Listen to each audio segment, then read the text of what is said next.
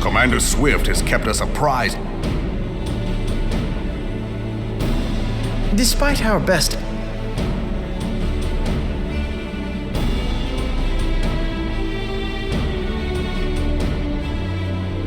This information does... The Syndicate's decision, together with a group of all... demonstrations which... Until a certain... A unit of brass blades sent to supervise a demonstration loosed arrows upon unarmed protesters. It was this atrocity which prompted the refugees to take up arms.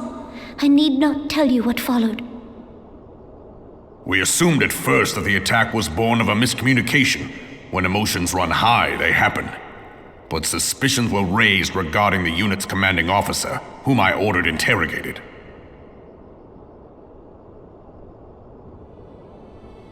Sure enough, our fears were soon confirmed. The dog confessed that a merchant had offered him coin to give the order. A merchant in the employ of Teleji Adeleji. Teleji Adeleji. But he spoke in favor of the Doman's cause, and has ever seemed sympathetic towards the refugees' plight. Why would he do such a thing? Know you of the Cartano Reclamation Bill? It is a proposal to annex the Cartano Flats so that refugees may establish permanent settlements. When last I looked, that was disputed territory. Aye. Some might even call it a battlefield.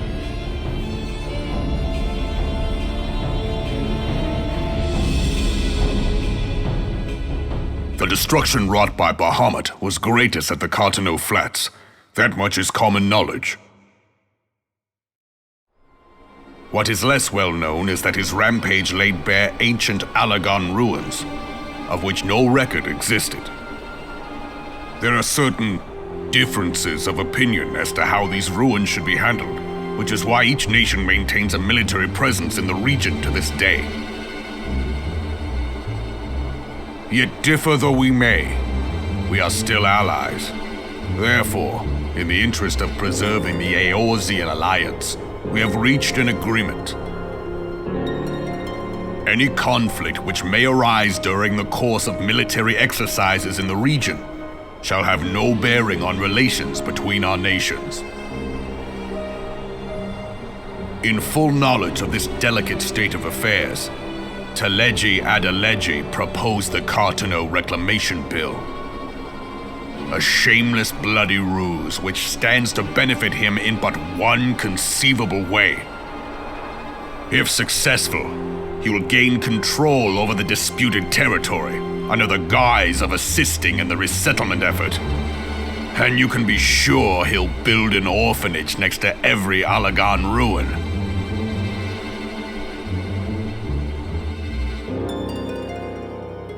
The man would threaten the unity of the Eorzean alliance and risk countless lives for personal gain.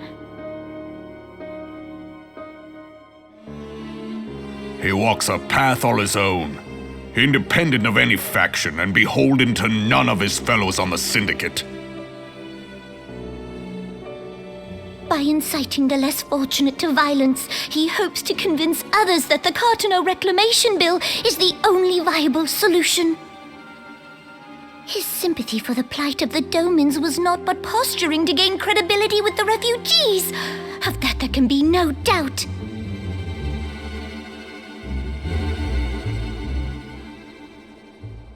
Forgive me, but what could possibly motivate Teleji Adeleji to go to such lengths? What is so special about these ruins that he would risk his position on the Syndicate, and, most likely, charges of treason against the Sultanate? Omega. Pardon?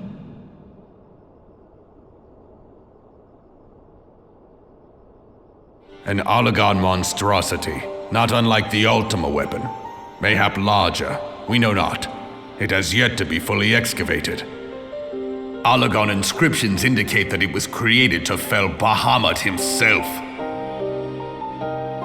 If accurate, it might explain why Nail Van Darnus chose to bring the Red Moon down upon the Cotonou Flats. Given the ends he went to ensure Eorzea's annihilation, destroying the one weapon which could stay the Elder Primal may well have seemed like good sense. When first I bore witness to the power of the Ultima weapon, I doubted the evidence of my senses. And now you tell me there is another such weapon, one which could contend with Bahamut. Bahamut! Aye, we were skeptical ourselves. Truth be told, until the Ultima weapon's existence came to light, we thought the inscription had been mistranslated. At present, Omega is more akin to a fossil than a tool of war, having long since ceased to function. As such, its true potential cannot accurately be gauged. However, if someone were to restore it, as the Garleans did the Ultima weapon, I have little doubt that he would wield untold power. Power enough to subjugate Uldar like as not, and the rest of Eorzea besides, which is doubtless why Taleji Adeleji yearns to have it. That he should aspire to world domination. He who has ever walked 2 paces behind Lord Lolorito in matters of commerce. 'Tis in acknowledgement of his own limitations that he seeks this power. Woe betide us all should we allow him to have it.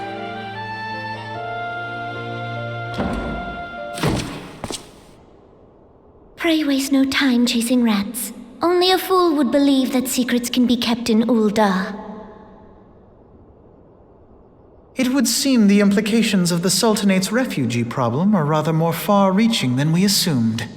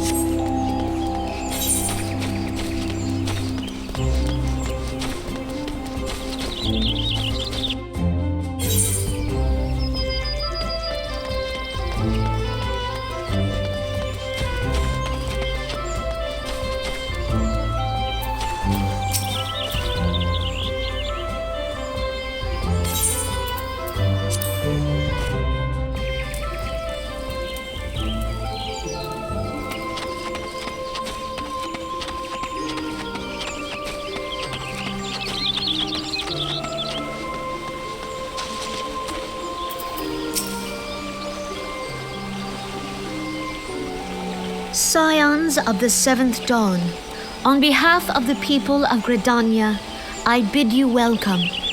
Your presence is of great comfort to us all in these days of uncertainty.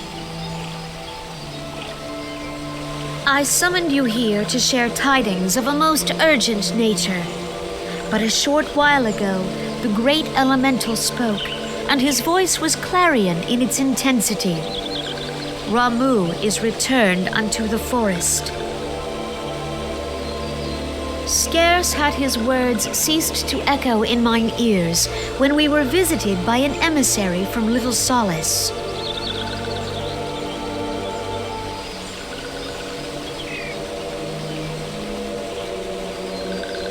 Our guest informs us that the sylphs too have sensed the presence of the Lord of Levin. Though his exact whereabouts remain unknown, we may safely assume that the primal was summoned within the heart of the Sylphlands. Unlike the other primals you have encountered, Lord Ramu is no raging avatar of destruction. He is revered as much for his wisdom as his strength, serving as both arbiter and guardian to his children. Given that we and the Sylphs found a way to share the Twelveswood, it is my hope that this sagely immortal will be amenable to reason, and that conflict may be avoided. Blessed as you are with the power of the Echo, you are one of the few among us who may commune with a primal without fear of influence. I would ask, therefore, that you represent us in this most delicate of negotiations. The Twelveswood has suffered enough. Upon this, we and the Sylphs, and I would venture Lord Ramu himself, are in perfect accord. Let us not endanger our shared home by engaging in unnecessary hostilities. Dear friend, I beseech you, safeguard the peace which exists between our peoples.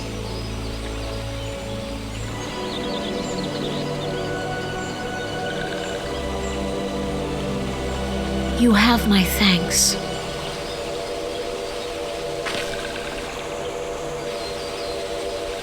Pray make for Little Solace, then.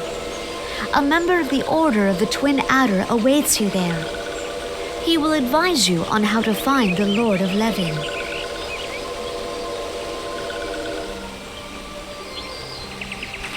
An ill wind blows through the forest. Yet, it is not only the Twelveswood that flinches at its coming.